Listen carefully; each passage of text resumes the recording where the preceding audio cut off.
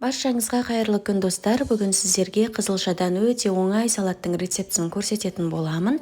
Өздеріңіз білесіздер, қызылшаның адам ағзасына өте пайдалы екенін. Сондықтан да қызылшадан жасалатын салаттардың рецептісі менің каналымда өте көп. Сол себепті менің каналыма міндетті түрде тіркеліп алыңыз және тез жасалатын кешкі ас, түскі астардың, түскі тағамдардың рецептісін көре аласыздар. Бұл салатты дайындау үшін бізге қызылша қажет және бір штук тұздалған қияр қажет болады.